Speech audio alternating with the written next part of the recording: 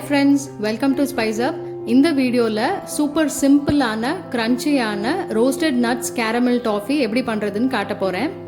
இதை செய்கிறதுக்கு தேவையான இன்க்ரீடியன்ஸ் என்னென்னு பார்க்கலாம். இதை செய்கிறதுக்கு ரெண்டு இன்க்ரீடியன்ஸ் தான் மெயின் இன்க்ரீடியன்ஸ். அதாவது பட்டர் 250 கிராம்ஸ், அப்புறம் சர்க்கரை 250 கிராம்ஸ். அடுத்து நான் சொல்ல போகிற இன்க்ரீடியன்ஸ் எல்லாமே ஆப்ஷனல் தான்.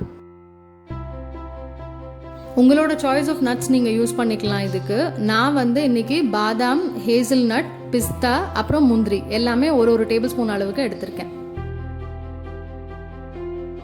அப்புறம் அரை டீஸ்பூன் உப்பு, அரை டீஸ்பூன் வெனிலா எசன்ஸ். அவ்வளோதான். இப்போ டாஃபி எப்படி செய்கிறதுன்னு பார்க்கலாம். இந்த மாதிரி அடிகனமான பாத்திரத்தில் நம்ம எடுத்து வச்சிருக்க பட்டரையும் சர்க்கரையும் முதல்ல சேர்த்துடலாம்.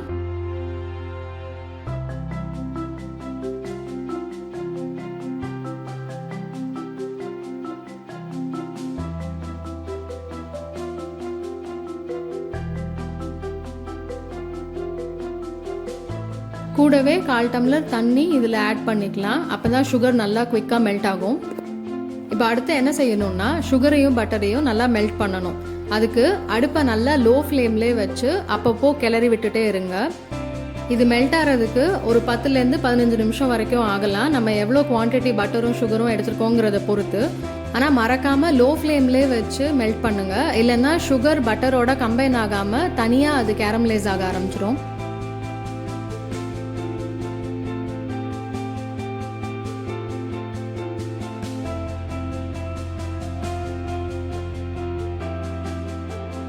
இப்போ ஒரு 15 மினிட்ஸ் ஆயிடுச்சு. சுகரும் பட்டரும் நல்லா கம்பைன் ஆயிடுச்சு.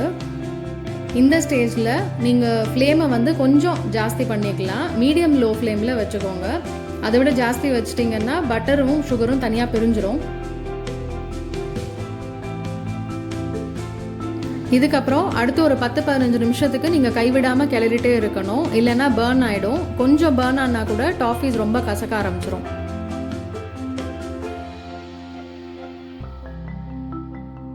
இந்த மாதிரி கொஞ்சம் திக்கானதுக்கு அப்புறமா அரை டீஸ்பூன் உப்பை இதில் ஆட் பண்ணிடுங்க. கூடவே அரை டீஸ்பூன் வெனிலா எசன்ஸும் ஆட் பண்ணிக்கோங்க.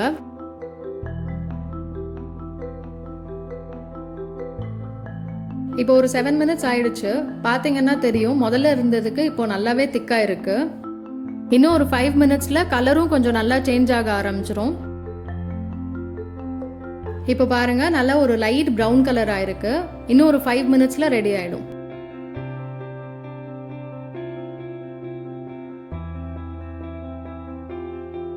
பாருங்க, சூப்பராக கேரமலைஸ் ஆயிடுச்சு. நல்லா டார்க் ப்ரௌன் கலர் வந்துருச்சு. இப்போ இது கரெக்டான கன்சிஸ்டன்சியான்னு எப்படி செக் பண்ணுறதுன்னு நான் உங்களுக்கு காமிக்கிறேன். இந்த மாதிரி ஐஸ் வாட்டர் எடுத்துக்கோங்க. அதில் இந்த கேரமல்ல கொஞ்சம் விட்டு நம்ம செக் பண்ணலாம்.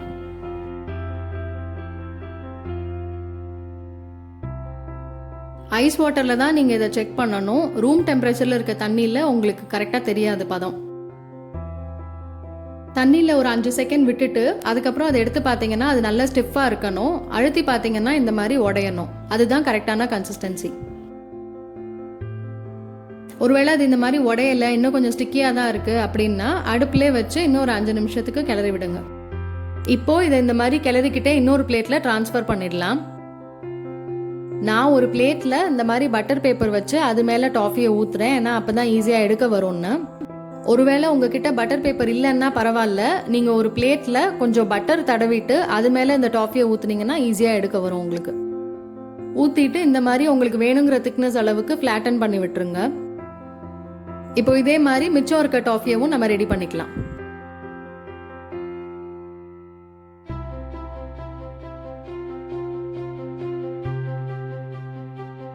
நம்மளோட சூப்பரான டாஃபி ரெடி. இப்போ இது மேலே ரோஸ்டட் நட்ஸ் தூவிடலாம். இந்த டாஃபி கொஞ்சம் சீக்கிரமே செட் ஆகிடும். அதனால சூடு ஆறுறதுக்குள்ளே நீங்கள் ரோஸ்டட் நட்ஸை இது மேலே ஆட் பண்ணிடுங்க. டாஃபி செய்ய ஆரம்பிக்கிறதுக்கு முன்னாடியே இந்த நட்ஸ் எல்லாம் ட்ரை ரோஸ்ட் பண்ணிவிட்டு பொடியாக நறுக்கி வச்சுக்கோங்க. அப்படி இல்லைன்னா மிக்சியில் போட்டு பவுடராக ஆக்கிக்கோங்க. நான் கொஞ்சம் நட்ஸை மிக்சியில் போட்டு நல்லா ஃபைனாக பவுடர் ஆக்கியிருக்கேன். மிச்சத்தை பொடி பொடியாக நறுக்கியிருக்கேன். ஏன்னா எனக்கு அந்த மாதிரி பிடிக்கும். பட் உங்களுக்கு எப்படி வேணுமோ நீங்கள் அப்படி பண்ணிக்கலாம்.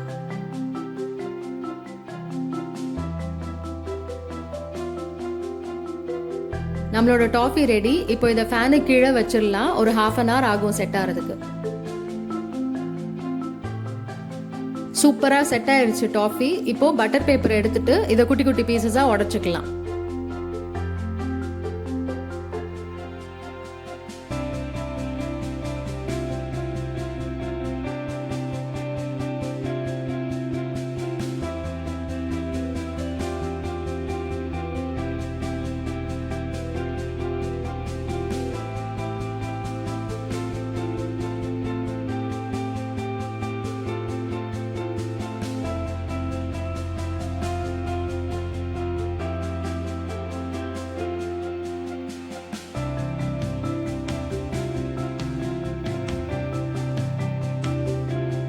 ஃபைனலி நம்மளோட அமேசிங்கான டாஃபி இஸ் ரெடி. இதை நீங்கள் ஒரு ஏர்டைட் கண்டெய்னரில் போட்டு ஒரு 2 வீக்ஸ் வரைக்கும் ஸ்டோர் பண்ணிக்கலாம். ஃப்ரிட்ஜில் வச்சிட வேண்டாம், ரொம்ப ஹார்ட் ஆயிரும்.